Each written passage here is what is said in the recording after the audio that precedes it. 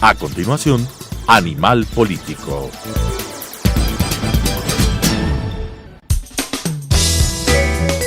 Clasificación B, bajo supervisión de un adulto.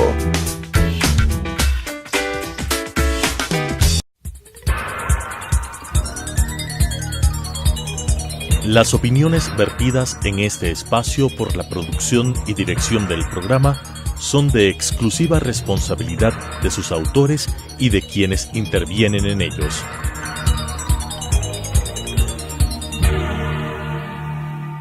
Telesucesos Canal 29 UHF presenta Animal Político, con la conducción de Fabricio Villamar. Hola, bienvenidos a nuestro programa Animal Político, en donde me doy el gusto de sacarme el terno, la corbata e invito a conversar a mis amigos, a mis amigas, a la gente que hace cosas interesantes por la ciudad y por el país. Esta noche, este día, hemos invitado a conversar con nosotros a Daniela Chacón. Daniela es una gran amiga, abogada de profesión, dedicada a los temas de ciudad, ahora concejala, antes vicealcaldesa, y vamos a tener la oportunidad de conversar con ella de todos los temas que nos parece importante para que la conozcan mucho mejor. Dani, bienvenida. Muchas gracias, Fabricio. Sinceramente me da un poco de miedo este espacio. No, pero gracias. Le contaba a Daniela que este programa, que se llama Animal Político, nos sirve para sacar el animal que todos los políticos tenemos dentro o el político que todos mis invitados tienen. Así es que relájate y aquí vamos. Oye, ¿cómo se te ocurrió meterte en la política? Tú estabas bien, hacías una carrera en el exterior, estabas trabajando en los Estados Unidos. ¿Qué pasó? Siempre me gustó, o sea, desde el colegio ya era parte de los gobiernos estudiantiles, en la universidad formé parte de un movimiento político de jóvenes, es decir, estaba en la vena. No sé cuándo asomó, no tengo la más mínima idea, no sé cuándo empezó, pero estaba en la vena y de hecho todo lo que hice era para prepararme, la maestría, el trabajo, todo era para prepararme para cuando llegara el momento de dar el paso, ¿no? Y llegó el momento y aquí estamos. ¿Maestría de qué hiciste? En Administración Pública en la George Washington University. Me fui ¿Sientes que te sirve la maestría ahorita? Sí, bastante. A ver, las maestrías, en general, la educación tiende a ser poco práctica y ya en el ejercicio, yo diría que mi principal maestría ha sido la vicealcaldía y la concejalía, ya, porque la verdad es que ha sido un PhD a la vena.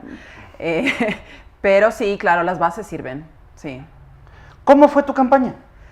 Fue una campaña hermosa porque, bueno, nadie sabía quién era yo. Éramos nuevos y claro, era salir a la calle a conversar con la gente, a decirle, hola, me llamo Daniela Chacón, quiero ser concejal y este es mi plan de trabajo. Conozcámonos, qué piensa, qué opina.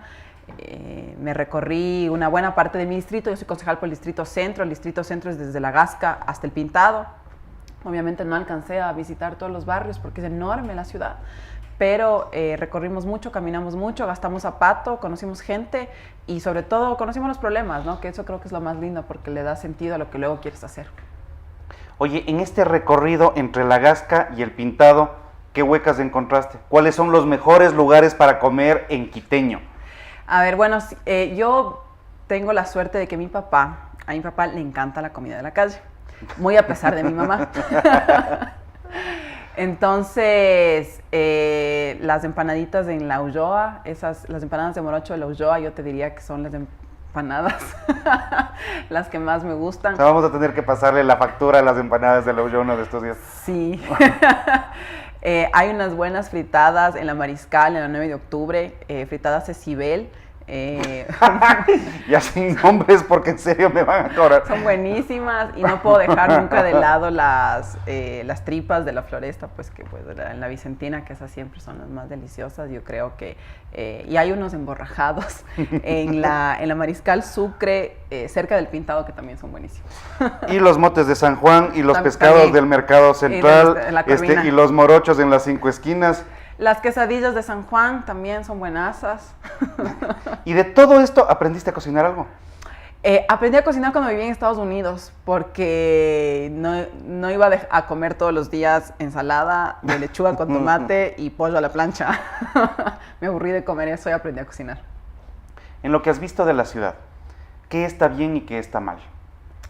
A ver, yo creo que la ciudad, nuestra ciudad ha crecido mucho con muy poca planificación, entonces no de ahora, sino de hace mucho tiempo atrás arrastramos varios problemas de una ciudad que creció y que realmente los servicios de movilidad no le acompañaron a ese crecimiento, y eso ha derivado en una serie de problemas, ¿no? Que tengamos que viajar mucho tiempo para llegar a nuestro lugar de trabajo, que no podamos encontrar un trabajo cerca donde vivimos, que la ciudad esté contaminada, que la ciudad esté sucia. Entonces no creo que son problemas de ahora, creo que son problemas que se van acumulando. Que se van acumulando. Creo que estamos llegando a un punto de inflexión de alguna manera. Yo estoy pensando lo mismo. Creo que Quito no aguanta más, y entonces necesitamos ya cambios radicales, diría yo. Yo estoy pensando lo mismo, es decir, la experiencia de la concejalía te da otra visión de ciudad, y es una visión de ciudad que también hay que traducirla desde el armaje de las leyes que nosotros ahora estamos haciendo desde la Asamblea. Si tú encontraras una ley que quisieras cambiar, ¿qué ley cambiarías? Yo peleo por algo que me parece que es clave, y es que los municipios podamos tener más incidencia en el control de la contaminación ambiental. Nosotros somos quienes estamos hecho cargo, en teoría, frente a la ciudadanía, de que el ambiente y el aire sea puro, pero no tenemos incidencia alguna, por ejemplo, en la calidad de la gasolina. Entonces yo sí creería, y la excusa para tomar decisiones es que no tenemos competencia. Yo estoy en este momento en una comisión especial que creamos para la reforma a la ley de tránsito. A propósito, si es que ustedes tienen propuestas para la reforma a la ley de tránsito, bienvenidos. Es una comisión que va a durar solamente 180 días. Entonces caerán por la Asamblea y vamos trabajando, pero ahorita con Dani. Si tú tienes propuestas para que los gobiernos seccionales tengan incidencia, por ejemplo, en la calidad de combustibles, yo te quiero invitar para que vengas a la comisión. Ya te puse en problemas.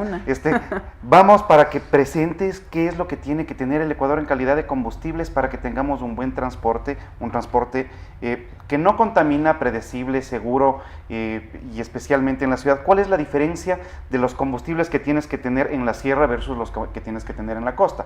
Claro, no es lo mismo. Además, nuestro parque vehicular es mucho más grande que el de otras ciudades. Entonces, tú no puedes tener una política que se aplique igual a todas las ciudades. No es lo mismo controlar la contaminación ambiental en Loja que controlarla en Quito.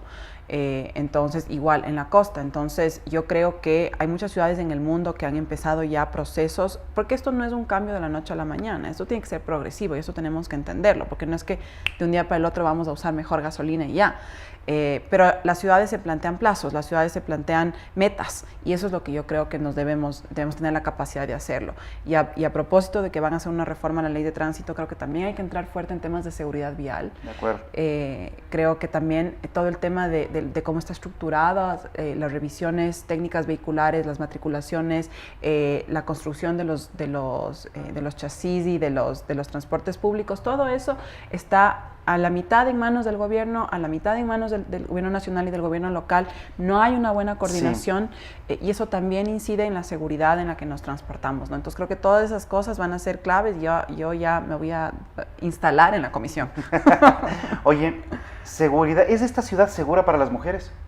No, en lo más mínimo. Vivimos en una ciudad que yo siempre le hago cuando hago alguna charla sobre esto, siempre hago una pregunta, y te voy a hacer la pregunta a vos. A ver. Cuando tú sales de tu casa y vas a usar transporte público, ¿cuáles son las medidas que tomas? Yo estudié esto también cuando era concejal, y me di cuenta de que los hombres podemos subirnos bastante despreocupados al servicio público. Pero en cambio las mujeres que se suben al transporte público tratan de ubicarse, sentarse atrás del chofer, tratan de ubicarse a un lado, ponen la cartera aquí adelante para protegerse, y si es que van paradas, tratan de estar de frente para evitar cualquier cosa, ¿no?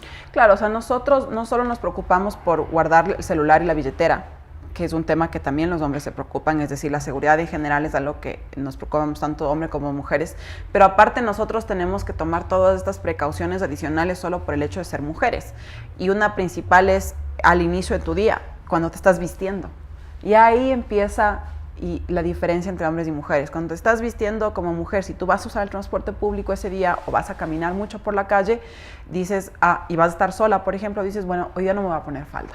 Hoy día no me voy a poner vestido. ¿Has tenido alguna vez una agresión por ser mujer en el espacio público? Sí, lamentablemente he sido víctima tanto de agresiones sexuales en el espacio público, caminando en la calle, yendo a mi trabajo. y en el transporte público, en mi caso particular me pasó en la Ecovía, yo era usuaria seguido de la Ecovía.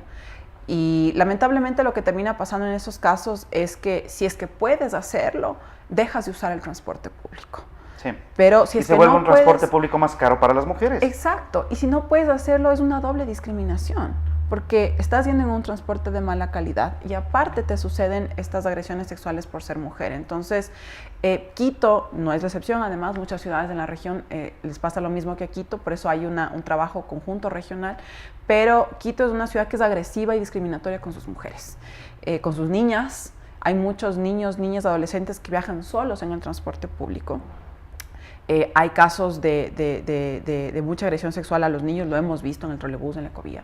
Entonces, realmente Quito necesita replantearse cómo está dando respuesta a las diferencias que existen en la ciudad, porque, verás, esta ciudad es una ciudad construida y planificada para personas entre 25 y 35 años y súper atletas, Sí, claro. súper fit.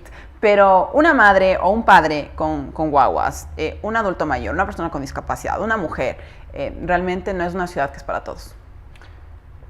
Si es que en algún momento la vida te permitiera, ¿tú querrías ir a la alcaldía? Yo creo que, yo te voy a decir una cosa, cuando yo empecé a interesarme por la política, siempre pensé en la política nacional. Y creo que era lo único que estaba en mi cabeza. Te cambio. Porque además, claro. Te cambio. Ven a la legislatura, yo me regreso al municipio. Claro, porque además vives en la capital con el gobierno central muy posicionado aquí, donde la política nacional empieza a ser más importante que la política local. No se habla tanto de política local. Pero cuando entré a la política local y entré a ser concejal y vicealcaldesa, realmente yo me enamoré de la política local. La capacidad que uno tiene de cambiar la vida de la gente, de lograr, de incidir, la cercanía que el gobierno local tiene y la posibilidad de generar cambios con poco presupuesto y con mucho impacto es enorme, ¿no? Entonces, sí, yo creo que sí, no descarto una carrera en la política local. Serías un lujo de alcaldesa. Cuéntame una cosa, 3 obras de las cuales te sientas orgullosa en tu periodo de concejala y vicealcaldesa. De la que más me siento orgullosa es nuestra iniciativa para erradicar el acoso sexual en el transporte público. Todos los quiteños conocen que ahora podemos denunciar los casos de agresión sexual en el transporte público a través de plataformas tecnológicas, a través de acercarnos a los conductores, a los usuarios del servicio de transporte. Obviamente todavía nos falta mucho por hacer, pero el haber generado un espacio de denuncia que se ha convertido en un espacio seguro para las mujeres y que va generando esta conversación de que no está bien el acoso sexual, de que no es normal y de que tenemos que erradicarlo y que además tenemos que condenarlo cuando lo veamos, creo que es una de las cosas de las que más me siento orgullosa. Otra cosa de la que me siento muy orgullosa es la transformación del Parque de las Tripas en la Vicentina. Sí.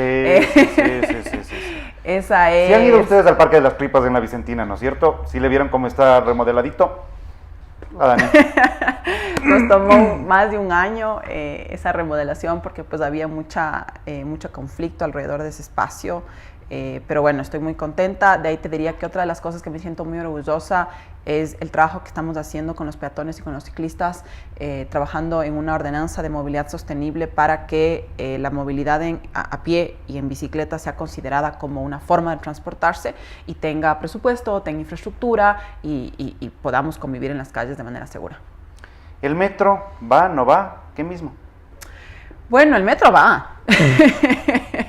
El metro va, estamos, yo creo que como ciudad hay que apoyar el metro porque es una inversión enorme para la ciudad, para el país, y creo que tiene la posibilidad y la capacidad de generar cambios que no estamos vislumbrando desde ahorita. A mí yo te diría que tal vez lo que me preocupa es que ya desde ahorita tenemos que empezar a generar una serie de programas y trabajo con la ciudadanía para que el momento en que llegue el metro tengamos una cultura metro, no llevemos los problemas del transporte público actual al metro, el caso del acoso sexual específicamente, empezamos a generar una cultura de respeto a los peatones y a los ciclistas de verdad. El necesario redesarrollo urbanístico que tiene que darse alrededor de cada parada. De las estaciones. El poder plantearnos la reorganización de las rutas y frecuencias para que alimenten la plataforma del metro.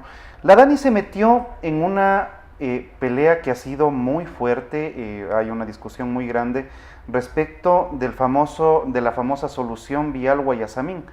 ¿Puedes hacer un resumen de qué se trató el problema? ¿Por qué algunos están a favor? ¿Por qué algunos están en contra? ¿Cuál es tu criterio sobre esto? A ver, esta es una obra que, si bien en teoría busca resolver un problema de movilidad serio que hay en la ciudad, que es cómo se conectan las personas que se movilizan en auto del Valle de Tumbaco y Cumbayá al centro de la ciudad y de regreso, porque sabemos que el túnel está colapsado. Y se planteó la construcción de una infraestructura vial de 131 millones de dólares que no tenía planificación de transporte público. O sea, imagínate, la infraestructura de 131 millones de dólares que está concesionada a una empresa china por 30 años con un incremento del pasaje hasta $1.90, en la cual la empresa china se lleva el 90% de los recursos del peaje, y con un contrato que además le prohíbe a la ciudad por 30 años construir otras obras que le compitan a la empresa china para que no deje de tener los recursos que se lleva el peaje. Entonces, si bien hay que resolver el problema de movilidad, no lo podemos resolver así, no lo podemos resolver con una obra que a claras luces no es conveniente para la ciudad, que se va a llevar nuestros recursos y que además fue aprobada con mucha opacidad, muy poca transparencia. Yo entiendo la gente que vive en el Valle de Tumbaco y Cumbayá, que un poco piensa que yo estoy un poco loca porque ¿cómo te vas a oponer al desarrollo de la ciudad y al progreso? Yo tengo que llegar rápido a mi trabajo. ¿Por qué no puedo llegar rápido a mi trabajo? Y sí, en efecto, hay que resolver el problema. Yo he planteado una solución de transporte público por cable que cuesta un poquito más que los 131 millones de dólares, está alrededor de 180 millones de dólares, pero en cambio eso millones más que pasó. Claro. Pero es sostenible. Pero claro. Y funciona. Y esta obra, los mismos estudios de esta obra de la solución vial Guayasamín te señalan que en 5 años va a estar colapsada de tráfico otra vez. Entonces, botamos la plata a la basura, ¿no? Creo que yo creo que una mala costumbre que tenemos los ecuatorianos después de 10 años de correísmo y de despilfarro de los recursos es oír estas cifras como que si fueran cifras menores. Claro, platita nomás de eso. Platita nomás es. Pero esta es plata de los quiteños. Son 700 millones de dólares en los 30 años de concesión. Oye, hablando de basura, hay una cantidad de basura impresionante alrededor de los tachos.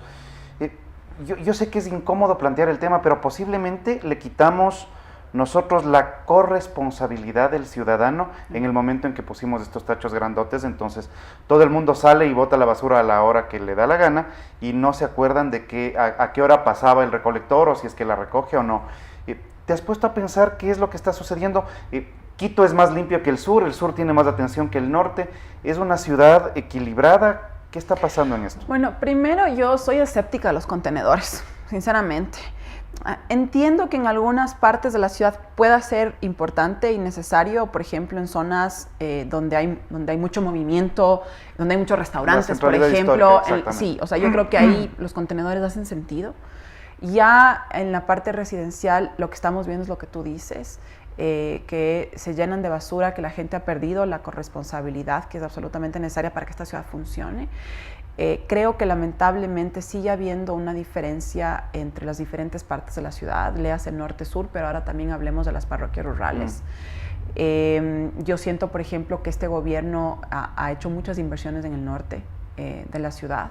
Y yo sí creo que tanto las parroquias rurales como una parte del sur de la ciudad de alguna manera no han encontrado una respuesta. Yo vengo insistiendo hace tiempos en que en vez de gastarnos los 180 millones que te cuesta la solución vial Guayasamín y los quitocables, que podamos utilizar esa plata para mejorar la conexión del Trébol, la estación de la Marín, que es un desastre, la conexión de la Rodrigo de Chávez y la Mariscal Sucre, que es un desastre. Uno puede estar ahí 40 minutos en el tráfico de los buses, esperando poder cruzar la intersección.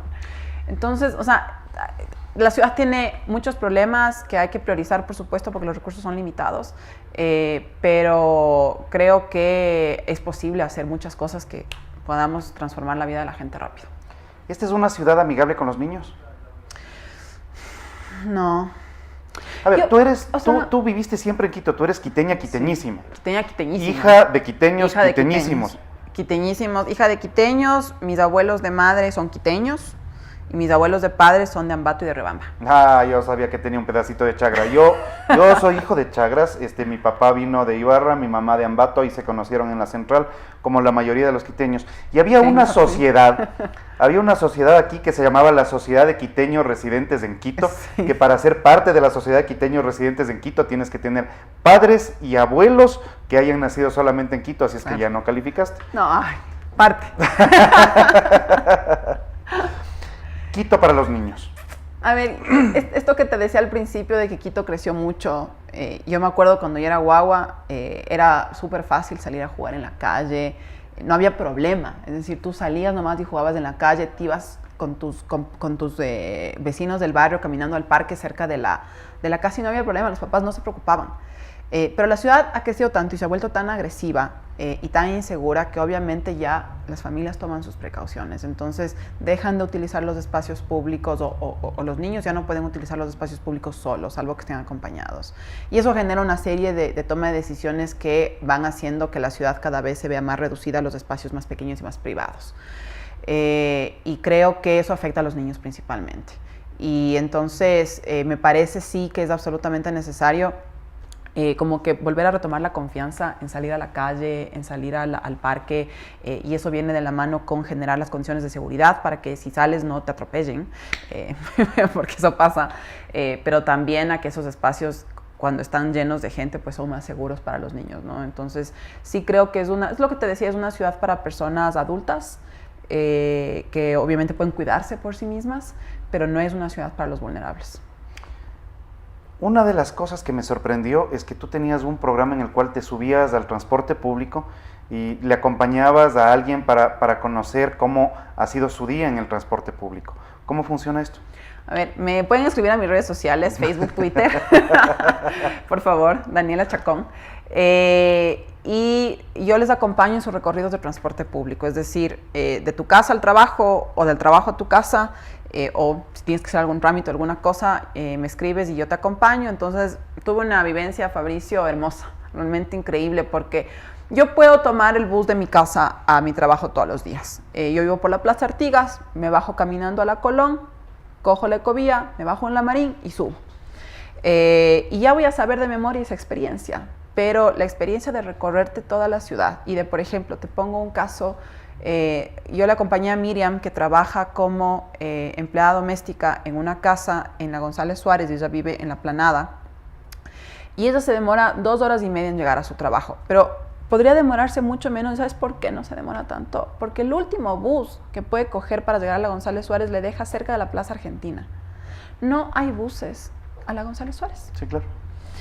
Tú tienes ahí un montón de guardias de seguridad, de personas de servicios domésticos, un montón de cafeterías y demás, donde personas que trabajan ahí todo el día, y no hay buses. ¿Cómo puede ser posible que no haya buses? Entonces, estas son las cosas que, salvo que tú no tengas la vivencia de hacer ese viaje, no te das cuenta. Entonces, yo aprendí muchísimo. De hecho, el proyecto sigue, invítenme, porque así me recorrí toda la ciudad, pero obviamente no me falta todavía mucho, ¿no? Y quiero seguir aprendiendo.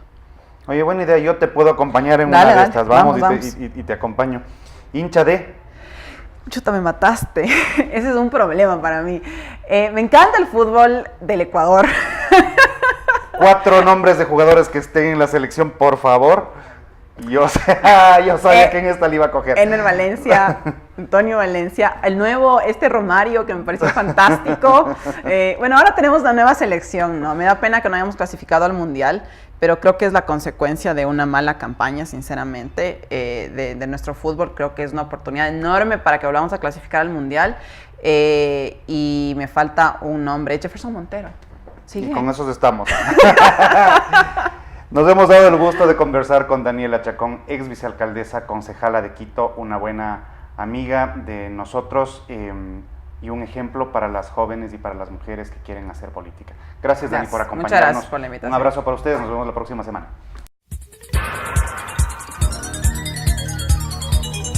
Las opiniones vertidas en este espacio por la producción y dirección del programa son de exclusiva responsabilidad de sus autores y de quienes intervienen en ellos.